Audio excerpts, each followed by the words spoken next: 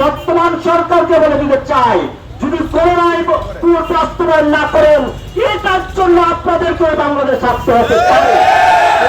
এই সরকার কিন্তু এখন গণভোটের রায়ের পক্ষে তারা কাজ করছে না। তারা কি করছে?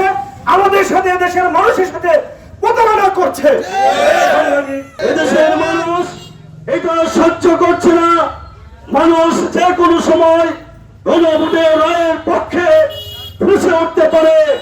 সুতরাং এই জুলাই গণঅভ্যুত্থানের দ্বিতীয় বর্ষ পূর্তি উপলক্ষে আজকে দায়িত্বহীন কণ্ঠে আমরা ঘোষণা করতে চাই, অবিলম্বে জনগণের গণভোটের রায়কে কার্যকর করুন, আর নয়তো যে কোনো অপ্রীতিকর পরিস্থিতির জন্য সরকারকে দায়ী থাকতে হবে। ফ্যাসিস্ট আওয়ামী সরকার এদেশের দুঃশাসনের কারণে মানুষ যখন ফুঁসে ওঠে, তারই বহিঃপ্রকাশ ঘটেছিল সেই 24শে গণঅভ্যুত্থান, জুলাই অভ্যুত্থান। সেই অভ্যুত্থানের মাধ্যমে বাংলার মানুষ চেয়েছিল বাংলার সেই দুঃখী মানুষের মুখে হাসি ফোটানোর জন্য।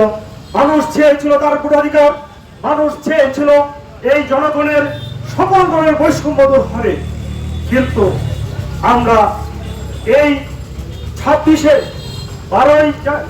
ফেব্রুয়ারিতে যে নির্বাচন হয়েছে, এই নির্বাচনের মাধ্যমে আমরা দেশের মানুষ চেয়েছিল আবার এই দেশের রাজনৈতিক প্রেক্ষাপট পরিবর্তন করে তারা দুই ধরনের ভোট দিয়েছিল। একটি ভোট হচ্ছে এদেশের শাসন ব্যবস্থা কিভাবে পরিচালিত হবে, আরেকটি হচ্ছে গণভোট। এই মানুষ দুইটা ভোট দিয়ে যে সরকার পরিবর্তন হয়েছে, আপনারা আমরা কি লক্ষ্য করলাম যে মানুষ যেভাবে দুইটা ভোটকে ভোট দিয়েছিল, বিশেষ করে গণভোটকে যে প্রায় 70% উপরের জনগণ, এদেশের জনগণ ভোট দিয়েছিল, সেই ভোটকে বিদ্যাঙ্গুলি দেখিয়ে এই সরকার কিন্তু এখন গণভোটের রায়ের পক্ষে তারা কাজ করছে না।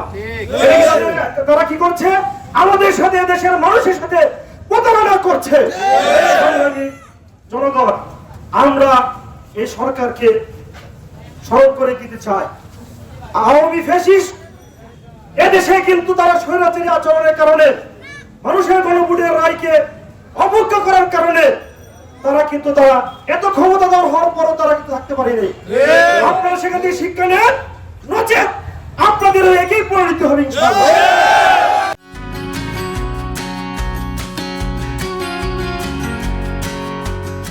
বর্তমান সরকারকে বলে দিতে চাই, যদি করোনায় বাস্তবায়ন না করেন, এটার জন্য আপনাদেরকে বাংলাদেশ আসতে হতে পারে।